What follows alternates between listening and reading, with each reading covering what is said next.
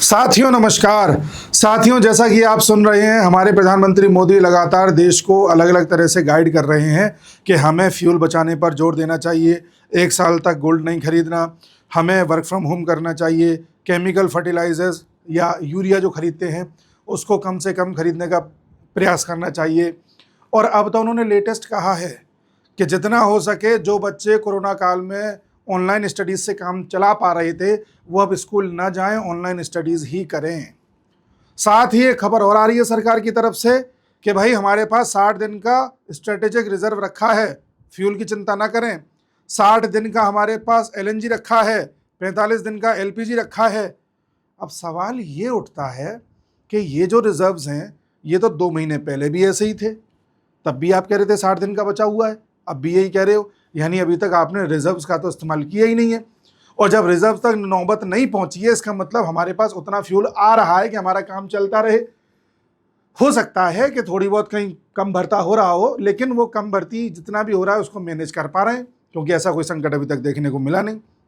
और मान लो संकट फ्यूल का थोड़ा बहुत होता भी तो सरकार अगर देश से कहती या मोदी जी कहते कि भाई मैं 10-10 रुपये बढ़ा रहा हूँ 1 लीटर पे, क्या आप लोग तैयार हैं, तो लोग थोड़ा अंदर ही अंदर गुस्सा होते, लेकिन फिर समझ के मान जाते बात को, क्योंकि ऐसी कई बातें पहले भी मानी हैं।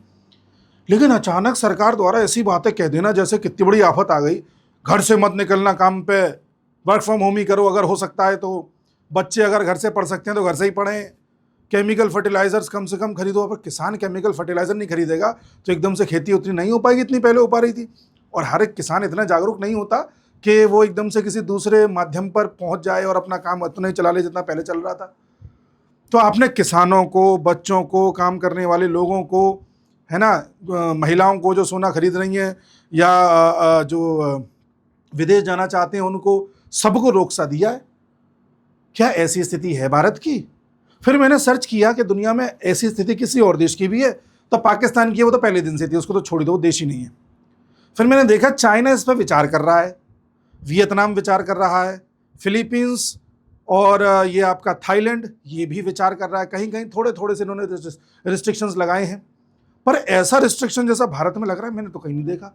फ्यूल प्राइसेस बढ़ा करके काम चला रहे हैं सब। यूरोप में फ्यूल प्राइसेस 30 से 40% बढ़ गए हैं। अमेरिका, जिस पर खुद पे इतना ज़्यादा पेट्रोलियम है, देखा जाए तो सबसे ज़्यादा उस पर निकल आएगा, लेकिन फिर भी उसने 30% बढ़ा रखे हैं। हमने देखा कि जितने भी एशिया के अन्य देश हैं वहाँ भी कम से कम 25-30% प्राइसेस बढ़ गए। हमारे यहाँ प्राइस उतने के उतने ही हैं। सरकार चाहे तो थोड़ा बढ़ा दे, थोड़ा बढ़ा दे।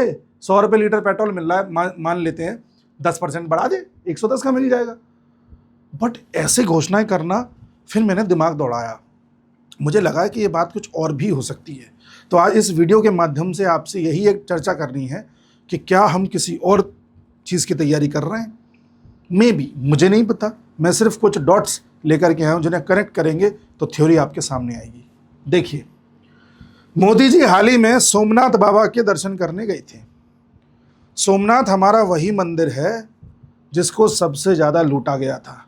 आक्रांताओं ने एक तरह से हमारे देश में लूटपाट मचाना या प्रवेश करना स्टार्ट ही सोमनाथ से किया था। और वहीं दर्शन करके ऐसा लगता है कि कोई पुराना बदला या पुरानी कार्रवाई जिसको कर देना चाहिए था, अब उसकी शुरुआत होने वाली है। और मोदी जी हर चीज़ का एक सिग्निफिकेंस तो रखते ही हैं।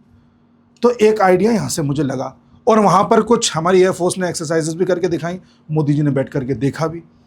उससे मुझे दूसरी हिंट मिली। अगली हिंट मिलती है कि IAF plans to deploy Tejas MK1A squadrons in Rajasthan to strengthening western front. हमारे वेस्टर्न फ्रंट को मजबूत करने के लिए स्क्वाड्रन्स पहुंच रही हैं। हमारे फाइटर जेट्स और ज़्यादा बढ़ने वाले हैं राजस्थान में। आज की खबर है कल की खबर है मई 11 की, कोई पुरानी खबर नहीं है। और मैं आपको पिछले वीडियोस में बता चुका हूं कि लगातार हमारी आर्मी की प्रेजेंस राजस्थान में बढ़ती जा रही है। अच्छा, एक चीज़ और, कुछ लोगों को लगेगा मैं देश की कहीं सुरक्षा के साथ खिलवाड़ तो नहीं कर रहा, ऐसा बिल्कुल नहीं है। मेरे को भी पता था कि कहीं कोई आइडिया दुश्मनों को ना लग जाए, तो ये सारी मैं वही खबर डिस्कस करूंगा जो पब्लिक डोमेन में उपलब्ध हैं, अखबारों में छपी हैं, न्यूज़ में चल रही हैं, सब वही खबरें बताऊंगा बस। और जो खबर मैं आपको बता पा रहा हूँ, अगर मैं बता पा रहा हूँ तो दुश्मन भी जान ही रहा होगा इन सब चीज़ों को पहले से ही। तो हमारी आर्मी की प्रेजेंस राजस्थान में बढ़ी हुई है, ठीक है। अब एयरफोर्स की प्रेजेंस बढ़ रही है। पॉइंट नंबर दूसरा, India to deploy 4th S-400 in Rajasthan by mid May के मध्य तक हम चौथा S-400 डिप्लॉय कर देंगे राजस्थान में। तीसरी बड़ी खबर, या खबर नंबर 3 रखे हैं, 2 रखे हैं, 2 रखते हैं। पहली ये कि मोदी जी सोमनाथ गए, दूसरी ये कि राजस्थान में फोर्स बढ़ रही है। खबर नंबर 3 पे आइए, चलो उसी को 2 पे ही रखते हैं अभी। Indian army conducts high intensity fire power exercise in Rajasthan desert showcase 130 mm guns and drone integrated operations. मार्च 18 की खबर है। राजस्थान में मैंने बताया लंबे समय से आर्मी की प्रेजेंस बढ़ रही है, एक्सरसाइजेज चल रही है। एक खबर मुझे और पता चली जो कि जनवरी की खबर है और एक ऑथराइज्ड चैनल की तरफ से है कि हमने अपने राजस्थान में 1 लाख ड्रोन ऑपरेटिव्स को पहुंचा दिया है। 1 लाख ड्रोन ऑपरेटिव्स जनवरी से पहुंचाए जा चुके हैं राजस्थान में। आगे आइए, गुजरात में हमारी एयर डिफेंसेस रेजिमेंट है, वो अपना कर्तव्य दिखाई रही है। गुजरात की बात राजनाथ सिंह भी कर चुके हैं कि भाई पाकिस्तान जो ये बार बार कहता है कि हम जो है ये गुजरात का क्षेत्र कब्जा लेंगे, रण ऑफ कच्छ कब्जा लेंगे, है ना, या सर क्रीक को कब्जा लेंगे, तो वो याद रखे कि कराची का रास्ता सर क्रीक से होके जाता है। ये बात उन्होंने 6-8 महीने पहले कह दी थी। खबर नंबर 3, लगातार भारत नोटम इशू कर रहा है और अब मई 11 से लेकर के मई 15 तक नोटम जारी किया हुआ है अरेबियन सी में। अरेबियन सी खबर नंबर 3 है ये। अब आइए खबर नंबर 4 पे। खबर नंबर 4 ये कहती है कि भारत अपना जो तेल मंगाता है, क्रूड ऑयल, वो रशिया से जो मंगाता है वो इस रास्ते से बे ऑफ बंगाल पहुंचता है 90%, 10% हमारा गुजरात भी पहुंचता है, और बाकी करीब करीब 60% जो तेल हमारा आता है वो हमारा अरेबियन सी से आता है, इधर से गल्फ से आता है।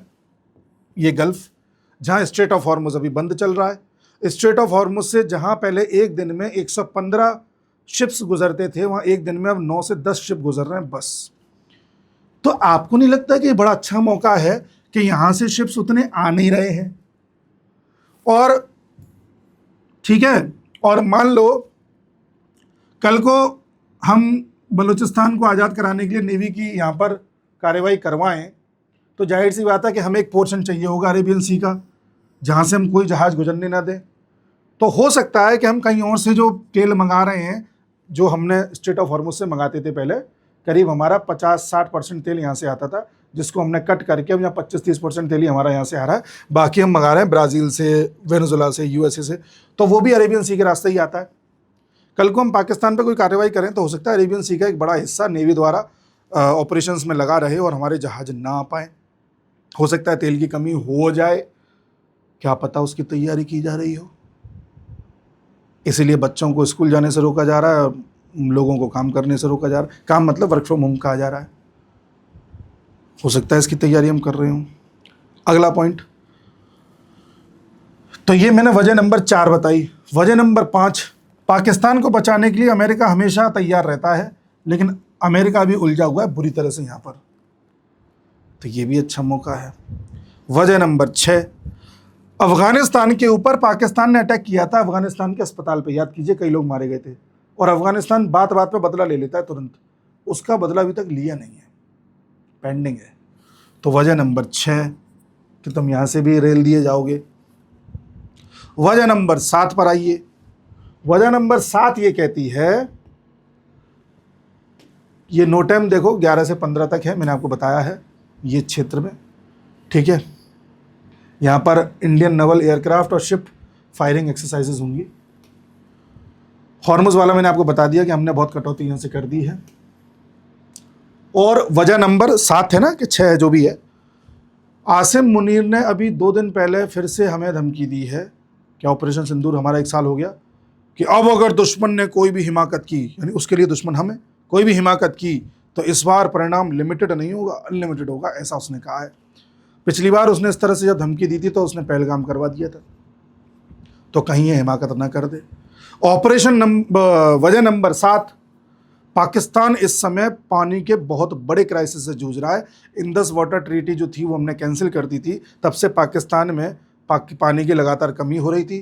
तो पहले तो ये था कि भाई सर्दी वर्दी उसने काट ली, फिर अभी अप्रैल तक उसने काट लिया, लेकिन अब तीव्र गर्मी पड़ रही है, पानी उनके पास है नहीं, और पाकिस्तान का 90% एग्रीकल्चर इंडस वाटर ट्रीटी से पहुंचने वाले पानी पर डिपेंडेंट होता है, जो इस समय बहुत बुरी तरह से प्रभावित है। वहाँ के लोग बहुत ज़्यादा इससे जूझ रहे हैं। इस तरह से नदियाँ एकदम रेतों से लिप्त हो गई हैं, बिल्कुल सूखा पड़ा हुआ है, दिक्कत का सामना करना पड़ रहा है। लोगों को इस चीज़ से ध्यान भटकाने के लिए पाकिस्तान हो सकता है कोई हिमाकत कर दे, तो हमें उसके लिए भी तैयार रहना चाहिए। दिल्ली में हाई अलर्ट चल ही रहा है हमारे यहाँ।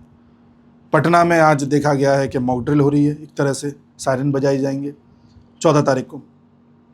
तो हम लोगों को लगातार तैयार किया जा रहा है, कभी जैसलमेर में, कभी अजमेर में, राजस्थान के अलग अलग शहरों में लगातार मॉक ड्रिल हो रही हैं।